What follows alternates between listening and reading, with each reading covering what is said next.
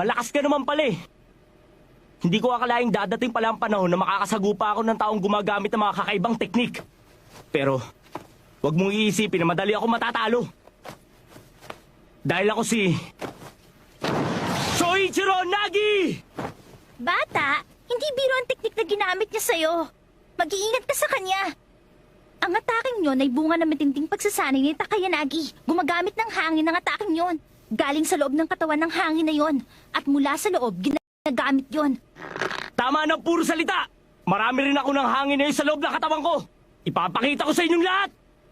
Sige, ikaw ang bahala. Pero tandaan mo ang mahalagang bagay na to, bata. Kahit ano pang isipin mo, di hamak na mas malakas yang si Takayanagi kesa sa'yo. Tandaan mo yan, mayabang na freshman. Kung matatamaan mo ko ng kahit isang suntok lang, tatanggapin ko na ikaw ng panalo. Isang suntok ko lang, tapos ka na!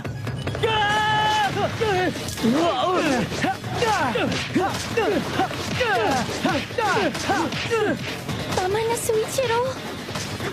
Grabe pala ang taong to. Na hindi makahirit sa kanya si Soichiro.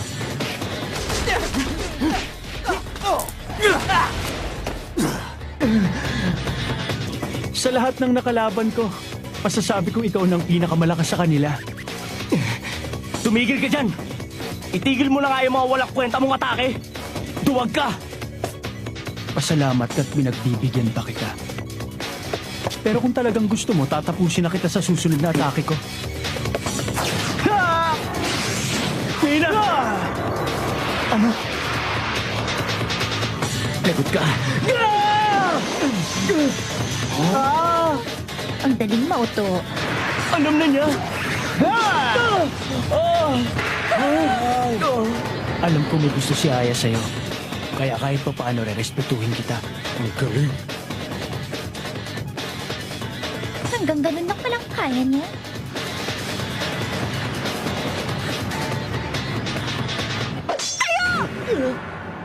Tumayo ka dyan! Ikaw ang magiging asawa ni Aya Natsume! Hindi ka pwedeng matalo sa napakababang antas ng martial arts! Nakakahiya ka! Ano daw? Mababang antas ng martial arts? Sino unggoy nagsabi sa'yo magpapakasal tayo? Pakinig ka! Sa buong buhay ko, hindi pa ako natatalo sa kahit anong away! Kaya pwede ba tumahimik ka na lang dyan at manood ka? Oo. Hindi ko talaga maintindihan ang utak ng babaeng ito. Pero salamat sa kanya, malinaw na ang isip ko. Kanina, hindi ko makita ng malinaw ang atake niya o masaki ng rhythm niya. Teka, Bakit biglang naging ganyan siya? Na paano si Takayanagi? Meron pala talagang tipong ganyan. Alam mo ba, ang pakiramdam ko ngayon, parang gusto ko tang durugin ng pinong-pino. yan nga ang kanina ko pang gustong gawin sa'yo. Puso at isipan. Hindi ako karatista. Bate! Magaling na ako lumaban. Hoken! Subukan mo suntukin ko! Ay, yan ang... Luto ni Aya? Ako nagluto nun ah. Ang daya talaga. Napakagulang. Basta laban, walang hindi pwede! Huli ka.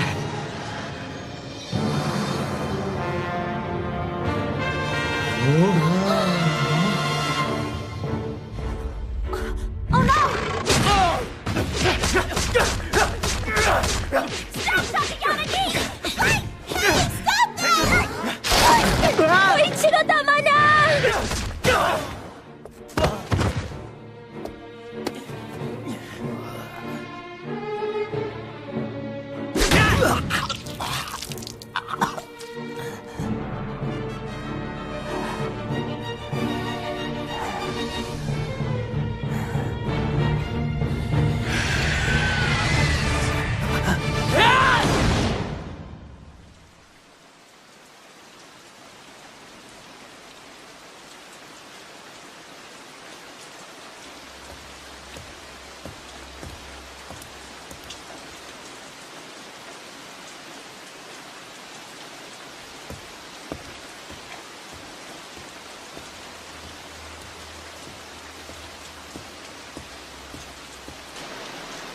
Soichiro?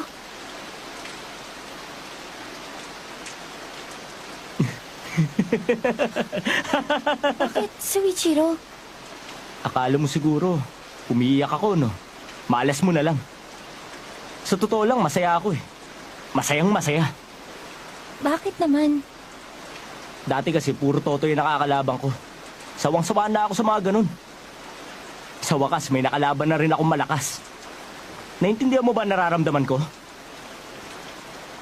Dito ko lang pala sila makikita sa eskwela ang ito. Ang lahat ng mga malalakas. Diba ang saya nun? Soichiro, may isang bagay na gusto kong ipangako mo sa akin. Ha? Huwag kang magpapatalo. Kahit kailan, ha? Nababaliw ka na ba? Hindi mo kilala ang kausap mo! Hindi mo kailangan pagsabihan ng ganyan. Ako pa. Si Soichiro Nagi yata to. Teka, Soichiro! Hayaan mo na siya. Ate! Pabayaan mo na siya. Ibang klase siya. Sa itsura parang ayos lang siya. Pero malungkot siya.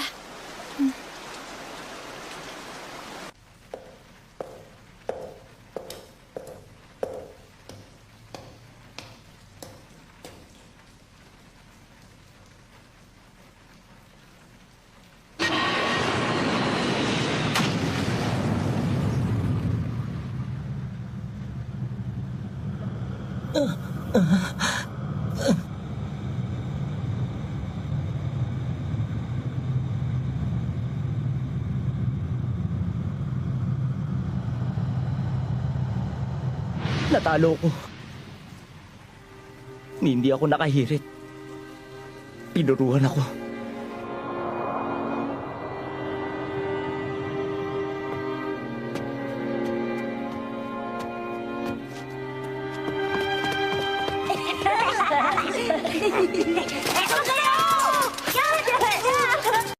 Bumalik dito!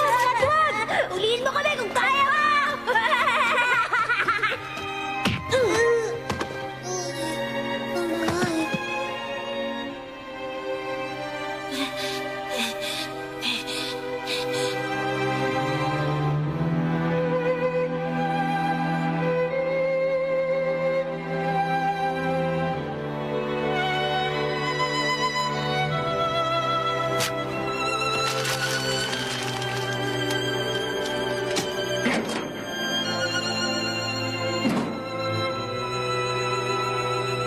Malilita ko ng uwi. May handa akong pagkain. Kumain ka na.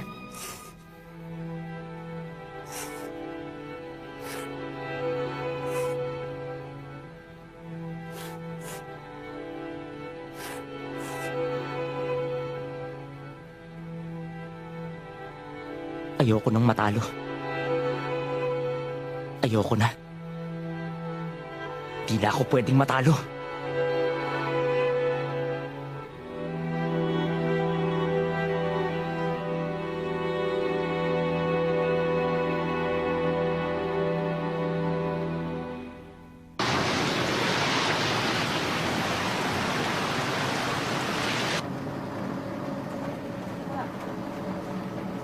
Napalaban ako ng seryoso sa kanya. Soichiro Nagi. Sino ba siya?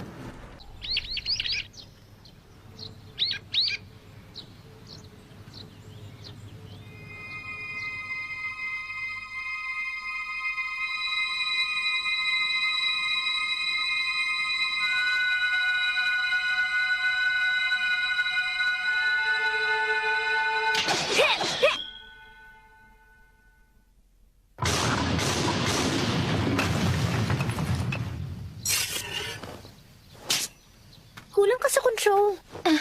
Sayang. Ang laki pa naman ng binayad natin para sa batong yan. Hindi natin binili yan para lang paglabasan mo ng galit mo. Si Soichiro kasi. Hindi kasi siya pumasok ngayon eh. Paano kung may nangyari na sa kanya? Kasalanan ni Takayanagi ito eh. Kaya tuloy. Bakit kasi siya pinuruhan ni Takayanagi? Madaya kasi yung si Soichiro eh. Ginamit mo naman yung pananggaling niluto mong pagkain. Kung ako sa'yo, hayaan mo na siya. Kahit na. Kasalanan pa rin niya yun. Pumatol siya dun sa mas mahina. Nagsiselos lang yun kasi dun ako may gusto kay Soichiro. Yun ang problema. Hindi na magkakasundo ang dalawang yun mula ngayon. Anong ibig mo sabihin? Gagawa na ng hakbang ang mga third year dahil sa nangyari. Sigurado magpapatawag na ng mga berdugo ang mga yon. Para ituwid yung gulong inumpisa naman talaga ng mga first year. Magkakagulo na talaga. Kapag nagkataon, isang magandang labanan na magaganap. Sino kayo ipapatawag nila? Anong mga hakbang? Tsaka, anong berdugo?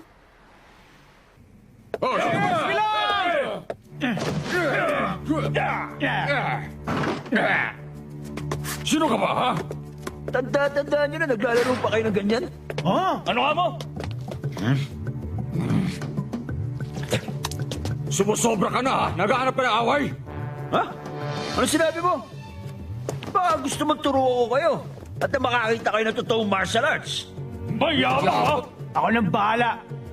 Binabalaan kita. Totoong wrestling techniques ang ginagamit namin dito. Kapag tapos na ako sa'yo, baka higit sa 2 buto ang bali sa'yo.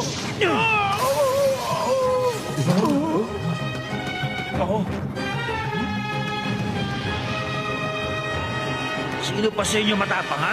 Tama na yan. Sakura! Gumagamit siya ng hangin na galing sa apoy. May hirapan kayong talunin siya. Aba, kung magsalita ka parang kaya mo ako, ha? Tumigil ka. Sa lahat ng ayaw ko ay mga laban na walang katuturan. Pero para makabawi sa mga kasama ko, sinaktan mo. Kung gusto mo ko labanan, ibabalik ko sa yung ginawa mo sa kanila.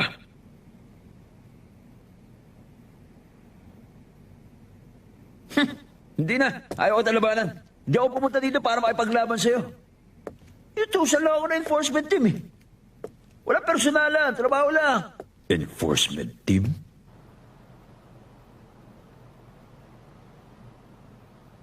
Ah, ganun ba? Hindi rin pala siya pumasok ngayon. So, Ichiro naman. Oo. Pero huwag kang magalala. Okay lang yun. Ilang araw na lang, siguro papasok na uli yun. Oo. Pero, Bakit? Meron bang bumabagabag sa'yo? Makihara, may alam ka ba tungkol sa enforcement team? Enforcement team? Wala, ano yun? Kung ako nga, wala rin akong alam tungkol dun eh. Pero, mukhang may tinatagong mga madidilim na sikreto ang eskwelahang ito. Mga malalaking sikreto. Dalawang freshman, Suichiro Nagi at Bob Makihara. Ano? Kami na ni Sagaran tatapos sa kanila. Oo, ganun na nga. Ang hindi ko maintindihan, 2 freshman lang ang pinaliligpit mo sa amin. Bakit kailangan pa namin gamitin ang kapangyarihan namin? Kung ako ang tatanungin mo, ganun din ang nasa isip ko. Pero, yan ang inutos ng presidente natin. Ng presidente? Oo, interesado siya sa 2 yon. Lalo na doon kay Suichiro Nagi. Oo, marami na ako narinig tungkol sa Suichiro Nagi na yan. Balita ako, pinatulad siya ni Takayanagi at pinuruan siya doon sa kantin. Sensa ka na pare ha, pero ako nang bahala dito. Ano bang angal, di ba? Ha? Miss Isuzu? Duda ko kung kaya mo siya. Pero ibibigay ko pa rin sa'yo ang assignment na yan. Basta huwag kang papalpak ha.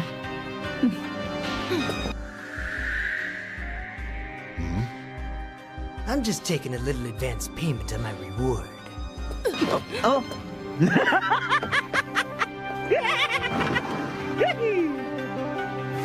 Bastos ka talaga.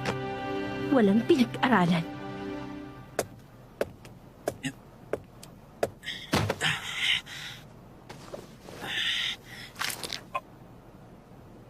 palaban siya talaga. May araw ka rin.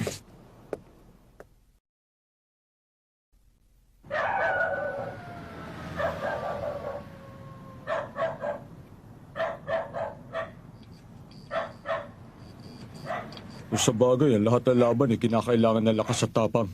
At higit sa lahat, kailangan buo ang loob mo kahit alam mo baka mamatay ka sa kamay ng kalaban mo. Yun ang paniniwala namin ni Soichiro. Kaya kahit sino pa makaharap namin, hindi kami matatalo. Dati pa kami ganyan. Kaya ayaw mo siyang labanan. Huh? Kaya ayaw mong labanan si Takayanagi. Maglalaban din kami. Bakit ganyan ka? Parang hindi ka handa doon ah. Nabalitaan mo lang na malakas siya eh. Hindi ko nga inaasahan yun eh. Nagulat ako. Halimaw pala ang totoong anyo ng taong yun. Nang makita ko yun, nagdududa na ako kung mananalo ako sa kanya.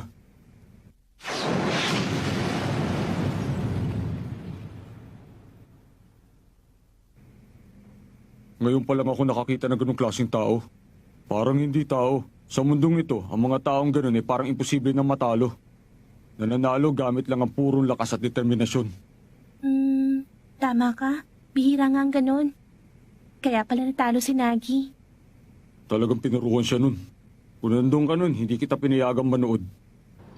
Ganun ba? Kumusta na si Suichiro ngayon? Hindi ko alam. Basta ang alam ko, ngayon pa lang siya natalo sa tanang buhay niya. Siguro masama pa ang loob nung hanggang ngayon. Huwag na nga natin siyang pag-usapan. Pero ito lang ang masasabi ko dyan. Nakakasama ng loob ng isang babae ang makita niyang ginagamit sa laban ang niluto niya. Pinaghirapan gaganunin lang. Now eat up. Sorry.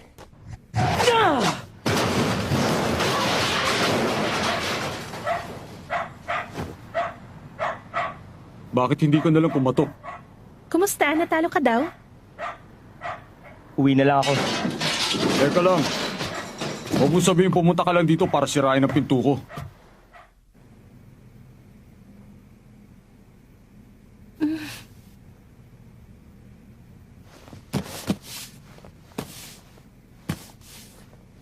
Okay.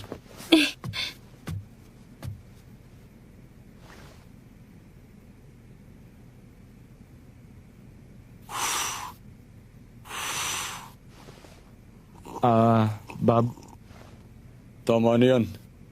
Hindi kita masisisi. Alam ko naman na gumamit ka ng pandaraya. Ang kaso, natalo ka pa rin. Kung sa akin nangyari yan, maiinis din ako. hindi. Kasalanan ko talaga eh.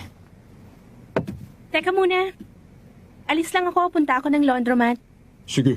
Nagi, ikaw nang maglikpit niyan, ha?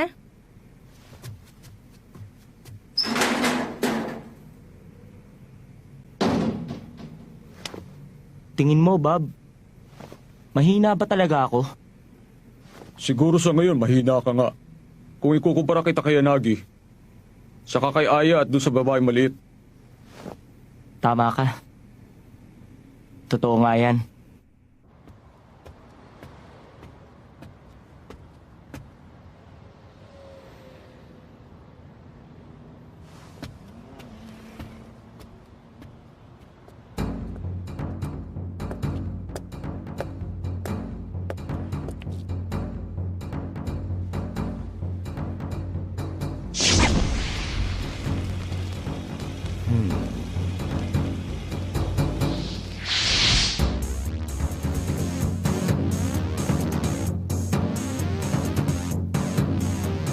Ha? Pare, pinaamoy ka ba nasusunog? Parang wala naman ah. Baka naman yung motorsiklo may nasusunog sa ibaba. Huwag kang nga magbiro ng ganyan. Kung ano-ano ang sinasabi mo, porke bad trip ka.